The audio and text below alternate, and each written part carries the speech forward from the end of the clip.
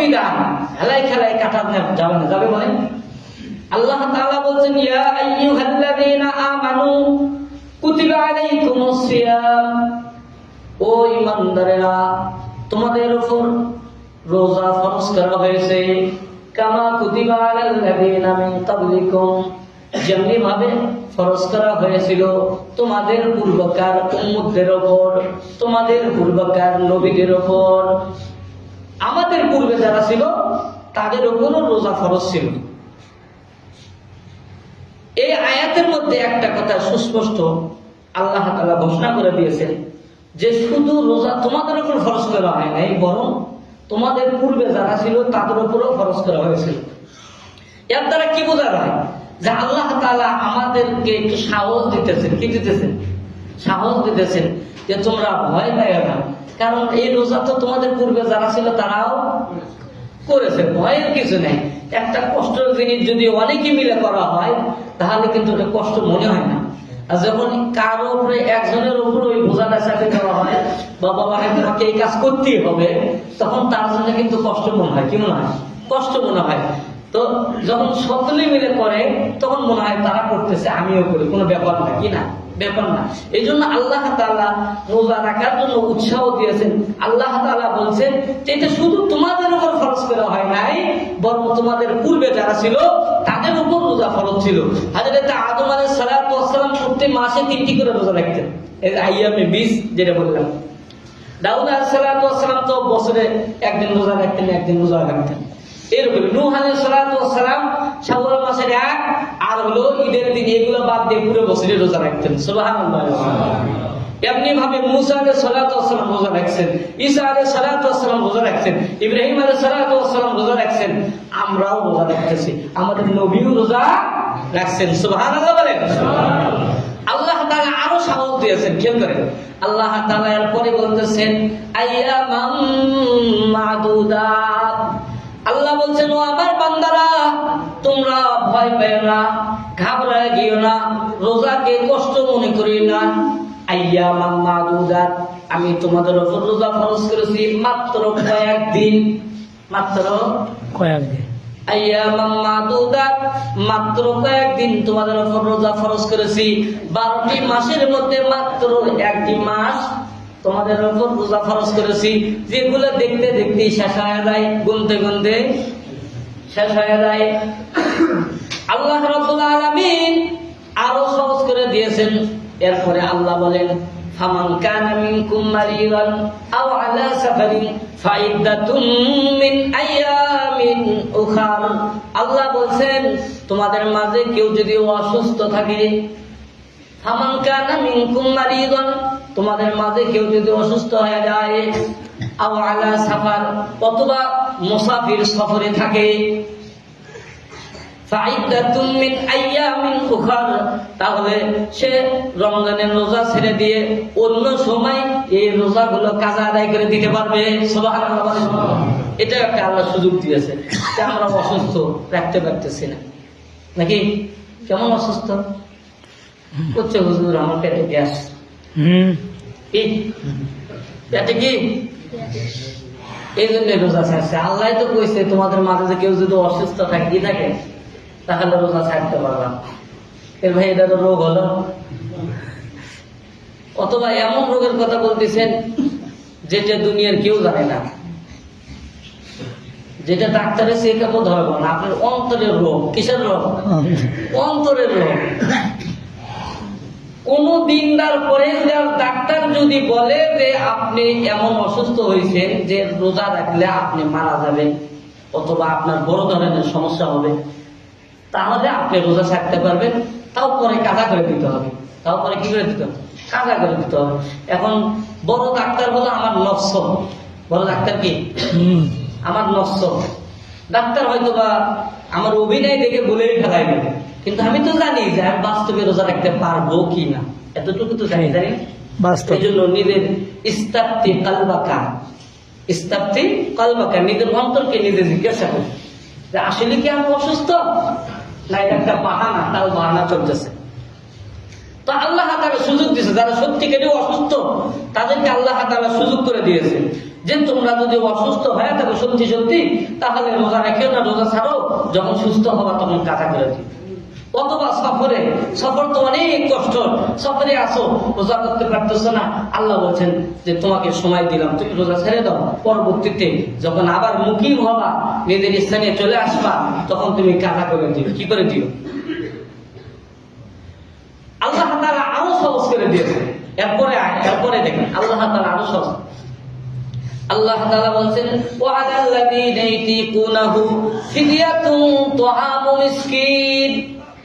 আল্লাহ বলছেন তোমাদের মধ্যে যাদের রোজা রাখতে অতিশয় কষ্ট হয়, তারা যেন একটা রোজার পরিবর্তে একটা করে ফিদিয়া দেয়। কি দেয়? কথা বলেন, এত সহজ আগে বোঝেন নাকি? কোরআনের আয়াত কিন্তু করছি, আমি তার বানায় করছি। আল্লাহ হচ্ছে তোমাদের মধ্যে যাদের রোজা রাখতে কষ্ট হয়, অতিশয় কষ্ট হয়, তারা যেন একটা রোজার পরিবর্তে একটা করে ফিদিয়া দেয়। কি দেয়? ফিদিয়া দেয়। সাহাবা বলেন, বুখারী, মুসলিম, আবু দাউদ, নাসাই, তিরমিজি, সিয়াসাত সব কিতাবে হাদিস আছে। সাহাবা বলেন এই আয়াতে কারিমা যখন নাজিল হইল, আল্লাহর পয়গম্বর আমাদেরকে স্বাধীনতা দান করছে, ইখতিয়ার দিয়েছে, যাদের মন চায় রোজা রাখো, যাদের মন চায় রোজার পরিবর্তে ফিরিয়ে দাও, হয়ে যাবে। কি হয়ে যাবে? হয়ে যাবে। পরবর্তীতে দেখুন আর একটা আয়াত নাজিল হলো। কি হলো? আর একটা আয়াত নাজিল হলো, ফামান কানা মিনকুমুশ শাহরা ফালইয়াসুম। এই আয়াতে কারিমা যখন নাজিল হলো, আল্লাহর পয়গম্বর ডাক দিয়ে বললেন, তোমাদের মাঝে যারা রমজান মাস পাবে তাদের জন্য রোজা রাখা বাধ্যতামূলক। আর স্বাধীনতা নাই। সুবহানাল্লাহ বলেন। আর কি নাই? স্বাধীনতা নাই। তাহলে খেয়াল করেন, ওই যে প্রথম যে কথাটা বললাম, আল্লাহ বলছেন ওয়ালাল্লাযীনা ইয়াতিকুনাহু ফিদিয়াতুন তুআমু মিসকিন, তোমাদের মাঝে যাদের রোজা রাখার কষ্ট হয় তারা ফিদিয়া দিবে। হ্যাঁ, এখনো দিতে দেওয়া যায়। এখনো কি দেওয়া যায়? ফিদিয়া দেওয়া যাবে। কোন ব্যক্তির জন্য? অতিশয় কষ্ট হয়। অতিশয় কষ্ট বলতে দুই শ্রেণীর ব্যক্তির কথা তাফসীরের কিতাবে আছে। কয় শ্রেণী বলেন? দুই শ্রেণী। একটা হলো এমন বয়স হয়েছে রোজা রাখা কোনোভাবেই সম্ভব নয়। এমন বয়স হয়েছে কোনোভাবেই রোজা রাখতে পারবে না, আর তো জীবনে কোনোদিন যুবক হবে না। হবে নাকি বলেন? যে এখন বুড়ো হয়েছি, হয়তো বা 2-1 বছরের মধ্যে আবার যুবক হবো, কাজা করে দেবো, সম্ভব? সম্ভব পাবে না। এই যে এক শ্রেণীর লোক। আর এক শ্রেণী হলো ওই ব্যক্তি যে এত অসুস্থ হয়েছে যে রোজা রাখা কোনোভাবেই সম্ভব নয়। এমন রোগ হয়েছে জীবনে কোনোদিন ভালো হওয়াই সম্ভব নয়। বুঝলেন? এমন রোগ হয়েছে ভালো হওয়াই কি নয়? সম্ভব নয়। এই দুই শ্রেণীর ব্যক্তি এখনো সুযোগ আছে, রোজা না রেখে একটা রোজার বিনিময়ে একটা সদকা ফিতর দিতে পারবে। সুবহানাল্লাহ। তারপরও এই অসুস্থ ব্যক্তি যদি আবার কখনো সুস্থ হয়ে যায় ঘটনাক্রমে, আল্লাহ তো সবই পারে না? এবার রোজা রাখতে পারি নাই, এই রোজার পরে যেই কটা রোজা রাখতে পারি নাই ফিদিয়া দিয়ে দিয়েছি, কিন্তু আবার কিছুদিন পরে ঘটনাক্রমে আল্লাহ আমাকে সুস্থতা দান করছে, তাহলে আর হবে না। ওই যে ফিদিয়া যেই কয়টা রোজা দিয়েছো ওই রোজাগুলো আবার কাজা করে দাও, তারপর মাপ নাই কি নাই। বুঝতে পারছেন? রোজাগুলো কি করে দিতে হবে? কাজা করে দিতে হবে। আর যদি সুস্থ না হয় তাহলে তো আদায় হয়ে গেছে। আদায় হয়ে গেছে। তাহলে আল্লাহ কত সহজ করে দিয়েছে আমাদের জন্য রোজা। তারপরও আমরা যদি না রাখি আমাদের মতো উপকার কি আছে বলেন তো? ওরে ভাই, রোজা রমজান উপলক্ষে আল্লাহ তাআলা যেই সমস্ত অফার দিয়েছে অন্য কোন মাসে এমন অফার পাবেন না। পাবেন বলেন তো? রমজানের বাহিরে একটা ফরজ যদি ইবাদত করে, রমজানের বাহিরে একটা নফল, নাকি রমজানের মধ্যে একটা নফল, আর রমজানের বাইরে একটা ফরজের সমান। সুবহানাল্লাহ।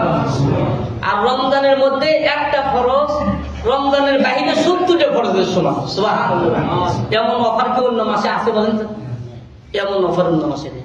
আপনি যদি রোজা রাখেন আপনার জন্য আল্লাহ তাআলা পুরস্কার রাখছেন। কিতাবের মধ্যে আছে যে রোজাদারের জন্য আমি আজকে 6টা পুরস্কারের কথা বলি। 1 নম্বর, এই যে রোজা রাখার কারণে আমাদের মুখে যে ঘেরানটা শুরু হয়, এই ঘেরানটা আল্লাহ তাআলার কাছে মিষ্ক নাবির সুগন্ধের চেয়েও বেশি প্রিয়। সুবহানাল্লাহ। তাহলে আমাদের রোজা রাখার কারণে যে সুগন্ধটা আসে আমাদের মুখে থেকে, যে একটা গন্ধ আসে, এটা আল্লাহ তাআলার কাছে কত প্রিয়। বলে অনেকেই মনে করে মুখের গন্ধ না, এটা মুখের গন্ধ না, এটা রোজা রাখার কারণে ভিতর থেকে আল্লাহ তাআলা একটা সুগন্ধ পয়দা করে দেয়। এই জন্য অনেকেই মেসাপও করে না। মেসাপ করতে পারবেন, কোনো সমস্যা নেই। মেসাপ করতে পারবেন রোজা থেকে, কোনো সমস্যা নেই। এই গন্ধ সে গন্ধ না, এটা রোজা রাখার কারণে একটা গন্ধ হয়। কি হয়? আল্লাহ তাআলা দান করেন। এটা একটা ফজিলত, রোজাদারের জন্য এটা একটা ফজিলত।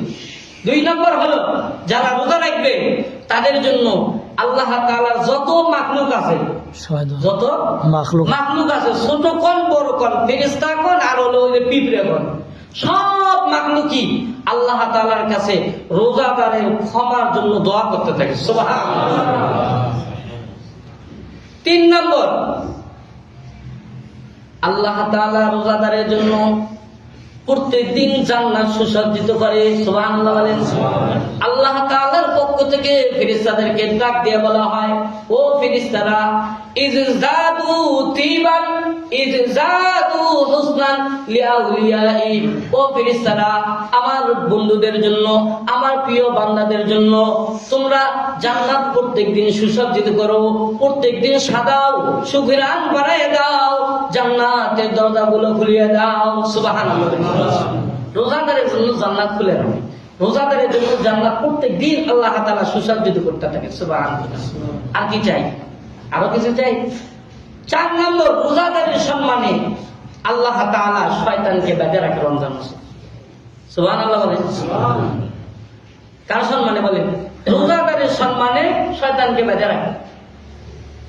বলেন যে তাহলে হুজুর, তো রমজান মাসে এত শয়তানি কেমনে হয়? শয়তান যদি বেঁধে হয়, এত শয়তানি কেমনে হয়? খুন খারাপি, জিনে, ডাকাতি, ছিনতাই এখন আরো বেশি হচ্ছে। কি হচ্ছে? বেশি হচ্ছে। রাত 10টার পর চলাচল করে কঠিন। গরু চুরি হচ্ছে, দুমছে গরু যাই পাহাড়ে দিচ্ছে, বাইরে বাইরে বাইরে মোটামুটি খুঁটে সব বাইরে গরু নেয় চলে আসে। রাস্তাটা এখন সিন্ডিয়াল স্কেল আছে, সাপ দিতেছেন নাকি? তো বলতে পারেন যে হুজুর, এত শয়তান যদি বাধায় থাকে তো এইগুলো কি? শয়তান বাধা আছে, এটা সত্যি তো। 11 মাস ব্যাটারি চার্জ দিচ্ছেন না? 11 মাস ব্যাটারি চার্জ হয় না ভাই? অবশ্যই আছে।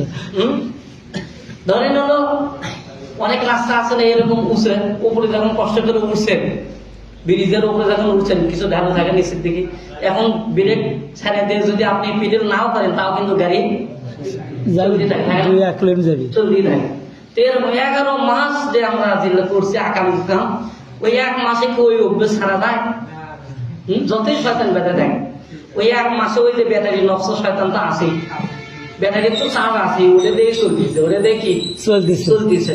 কিন্তু মুসলমান হিসেবে আমাদের এমন হওয়া উচিত যে রমজান মাসে এত ইবাদত বন্দি করা উচিত, এত ব্যাটারির চার্জ উঠানো উচিত যে এই 1 মাসের চার্জ দিয়ে যেন বাকি 11 মাস চলতে পারে। এটা হলো 1 মাসের ট্রেনিং দিয়ে বাকি 11 মাস চলতে পারে।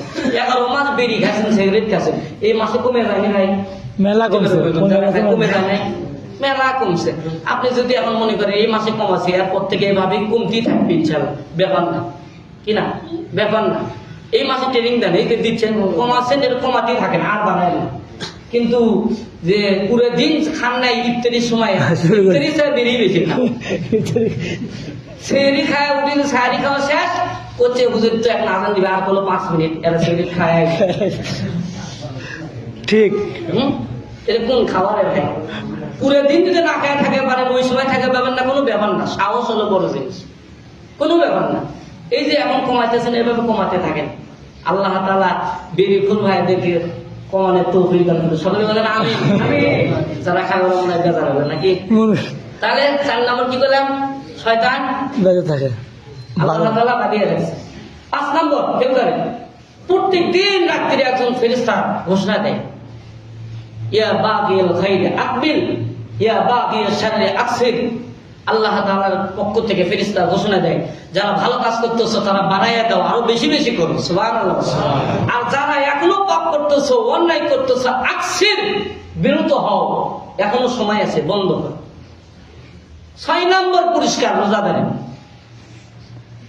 রমজানের শেষ তারিখে আল্লাহ তাআলা রোজাদারের জীবনের যত গুনাহ আছে সব গুনাহগুলো আল্লাহ তাআলা মাফ করে দিবেন, সুবহানাল্লাহ।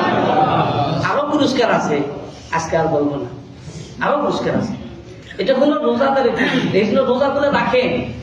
রোজাদারের যে কি ফজিলত আছে হাসরের ময়দানে, আর একটা বলি, হাসরের ময়দানে আল্লাহর আরশের ছায়া ছাড়া কোনো ছায়া থাকবে না, থাকবে বলে? সেই দিন কি অবস্থা হবে এখন বলার সময়, খালি এতটুকু বলি। সেই দিন আরশের ছায়া ছাড়া কোনো ছায়া থাকবে না। আল্লাহ তাআলা রোজাদারকে ডাক দিয়ে আরশের ছায়ার নিচে বসাইয়া তসর খানা বিছাইয়া তাদেরকে সেখানে খাবার খাওয়াবে, সুবহানাল্লাহ। অন্যান্য মানুষেরা আফসোস করে বলবে, আমরা কত পেরেশানির মধ্যে আছি, কত টেনশনে আছি, এরা কারা এত আরামে আরশের ছায়ার নিচে তসর খানা বিছাইয়া খানা। আল্লাহর পক্ষ থেকে ঘোষণা হবে, এরা হলো ওই সমস্ত মানুষেরা যারা দুনিয়াতে কষ্ট করে রোজা করছে, তার বিনিময়ে আজকে আল্লাহ তাআলা জান্নাতে খাবার খাওয়াইতেছে, সুবহানাল্লাহ। আর কি চান রে ভাই, আর কি চান? আরো আছে ফজিলত, এখন বলবো না। তো যাই হোক, আর একটা কথা বলি, যে ইফতার তো নিজেরাও করি। এখন আশেপাশে যারা আছে তাদেরকে একটু খোঁজখবর নিয়ে, অবশ্যই তাদের কি খোঁজখবর নিয়ে, আপনি যদি কিছুই না